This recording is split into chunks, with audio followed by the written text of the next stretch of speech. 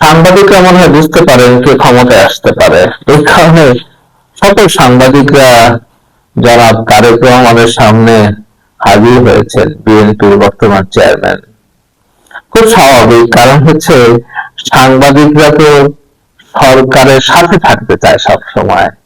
বিগত স্বৈরাচার সরকারের সময় যে একটা ট্রেন্ড তৈরি হয়েছে যে সাংবাদিকদের একটা বড় অংশ সরকারকে সাপোর্ট করবে, তার বিনিময়ে তারা গাড়ি কিনবে, ফ্ল্যাট কিনবে, কত কিছু প্লট পাবে। এই যে সাংবাদিকতার একটা সুবিধাবাদী ধারা তৈরি হয়েছে, এটা কবে থেকে শুরু হলো?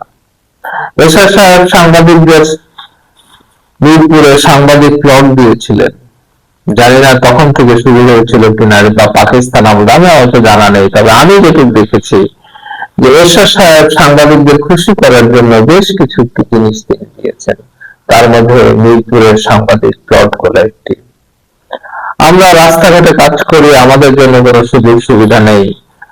আসলে যারা সরকারকে প্রেসার দিতে পারে, সরকারের সাথে লিয়াজে রাখতে পারে, তাদের জন্যই বাংলাদেশ। সাংবাদিক কথাটা নিয়ে আমার অনেক আপত্তি রয়েছে। সাংবাদিক কত ধরনের? সুবিধাবাদী সাংবাদিক, বিএনপির সাংবাদিক, আওয়ামী লীগের সাংবাদিক, জামাতের সাংবাদিক, বামপন্থী সাংবাদিক, ব্যবসায়ী সাংবাদিক, কোন একটা কর্পোরেট প্রতিষ্ঠানের প্রতিনিধিত্ব করার জন্য সাংবাদিক, অর্থাৎ একটা গ্রুপ একটা টিভি চ্যানেল করেছে, একটা পত্রিকা করেছে, সেই গ্রুপের স্বার্থ রক্ষার জন্য সাংবাদিক, তথ্য মন্ত্রণালয়ের একটা পোস্ট পজিশন পাবে, তার জন্য সাংবাদিকতা করা। যাই হোক, সারা পৃথিবীতেই সাংবাদিকরা সুবিধা নিতেই পারে, কিন্তু আমার আপত্তি হচ্ছে যে গত 15 বছর যে অন্যায় গুলো হয়েছে, যে আয়নাঘর হয়েছে, মাহমুদুর রহমানের উপরে যে হামলা হয়েছে, সংবাদপত্রগুলোকে এজেন্সি দিয়ে ফোন করে শাসানো হয়েছে, এত কিছুর মধ্যে এত বুদ্ধিজীবী টাইপের সাংবাদিকরা তখন কি করছিলেন? কিছু বললেই তারা বলেন এজেন্সি ফোন করেছিল, হয়রানি করেছিল, আমরা কথা বলতে পারতাম না, ইত্যাদি ইত্যাদি ইত্যাদি। কিন্তু আপনাদের ইউনিটি কোথায় ছিল? আপনারা একত্র থাকতে পারলে এজেন্সি, শেখ হাসিনা এতদিন তো ক্ষমতায় থাকতে পারতো না।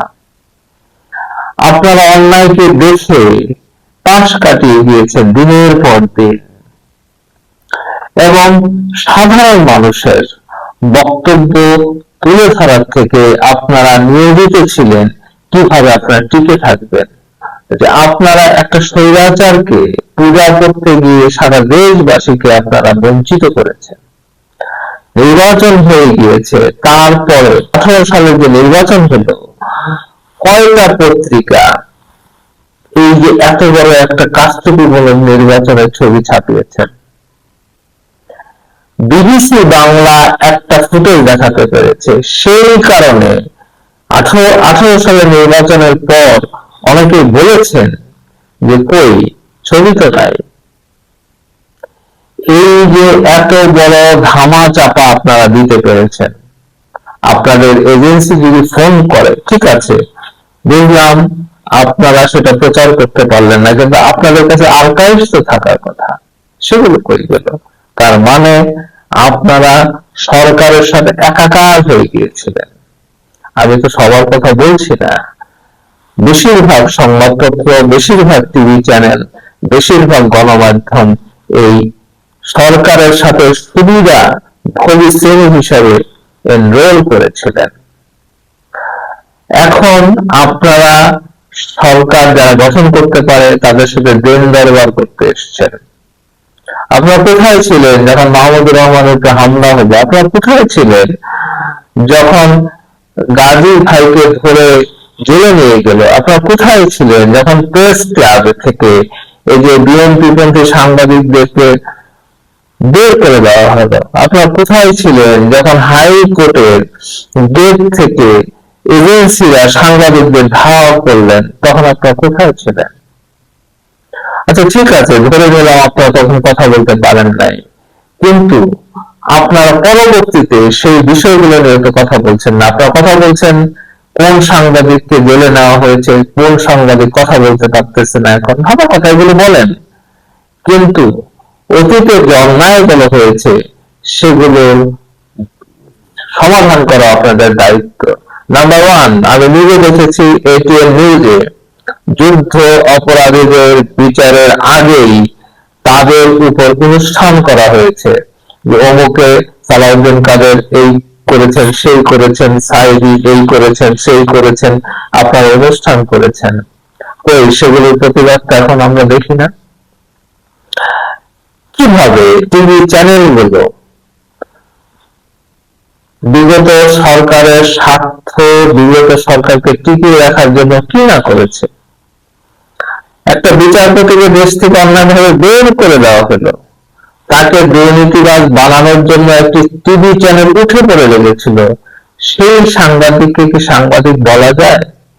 যে সাংবাদিক এত বড় একটা কারচুপিমূলক ইলেকশন হচ্ছে, সেখানে বিএনপির কোন লোক কোন মেসেজ দিয়েছে ফোনে, তার জন্য তার উপরে ধাওয়া করছেন, তাকে যখন সরকার আইনের হেফাজতে নিল, তখন কিছু সাংবাদিক বলছেন সাংবাদিকদেরকে ছেড়ে দিতে হবে। আপনারা যেটা করছেন সেটি হচ্ছে আন্তর্জাতিক বিশ্বকে বোঝানোর চেষ্টা করা উচিত আপনাদের, যারা সাংবাদিক ছিল না কিন্তু অন্যান্য দেশকে আপনারা বোঝাচ্ছেন যে কিছু সাংবাদিক জেলে আছে।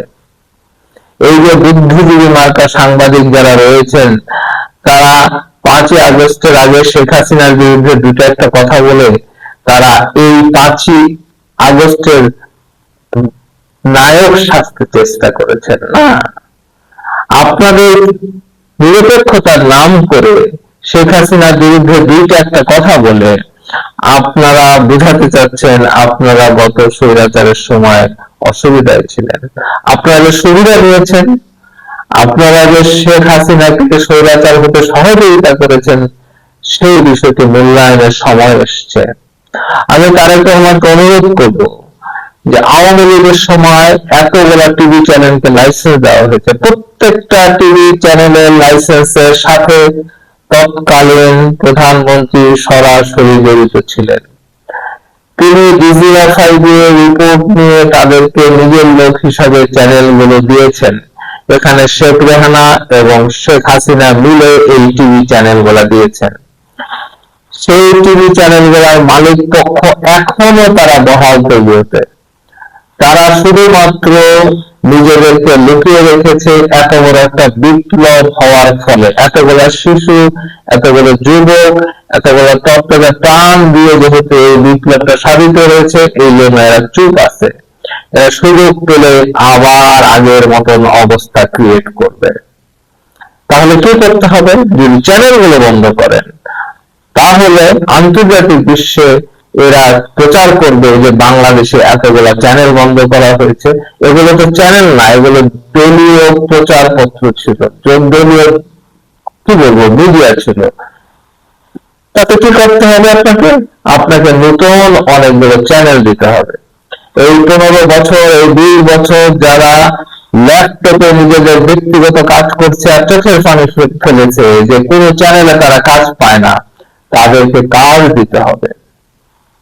যারা জাতীয়তাবাদী মানসিকতা সম্পন্ন, যারা প্রো বাংলাদেশী, তাদেরকে চ্যানেল দিতে হবে। কেউ টিকে থাকলে টিকে থাকুক, কেউ টিকে না থাকতে পারলে না থাকুক। ব্যবসায়িক ভাবে কে সফল হবে কে সফল হবে না সেটা অন্য বিষয়, কিন্তু আপনি যদি চ্যানেল, নতুন চ্যানেল না দেওয়া হয় দেশে, তাহলে ভারসাম্য রক্ষা হবে না। কেন রক্ষা হবে না?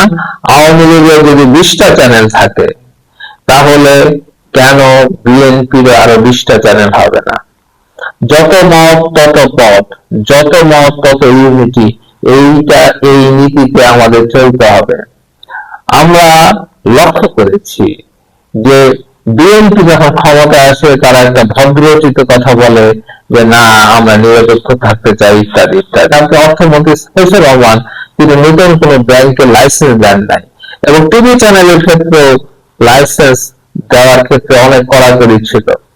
প্রফেসর এমাজুদ্দিন আহমেদ জনতা টেলিভিশন নামে একটি টিভি চ্যানেল জমা দিয়েছিলেন, তাকে টিভি চ্যানেল বিএনপির সময় দেওয়া হয় নাই।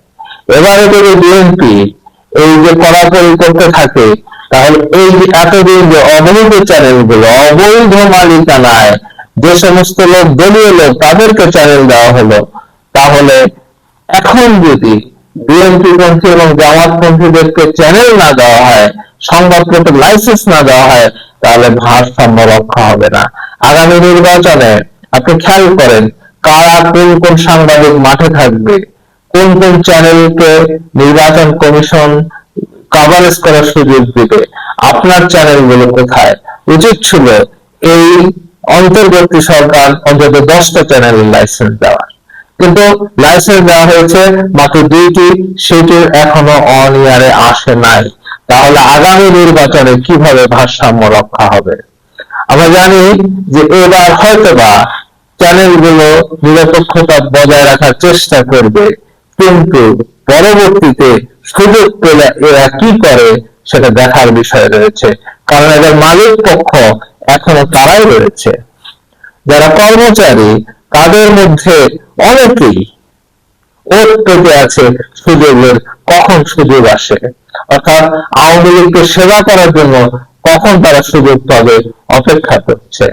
তাই আমি বিএনপির বর্তমান চেয়ারম্যান তারেক রহমানকে অনুরোধ করব, আপনি যদি আগামীতে সরকার গঠন করেন তবে গণমাধ্যমকে যে আওয়ামীকরণ করা হয়েছে সেটাকে বিএনপিকরণ করার প্রয়োজন নাই, তারা তাদের মধ্যে থাকুক, কিন্তু বিএনপি পন্থী অনেকগুলো চ্যানেল আপনাকে দিতে হবে। তা না হলে এতদিন আমরা যারা টিভি চ্যানেলের জন্য অপেক্ষা করতে করতে আমাদের বয়স চলে গিয়েছে, আমাদের যৌবন চলে গিয়েছে, তাদের প্রতি অবিচার করা হবে।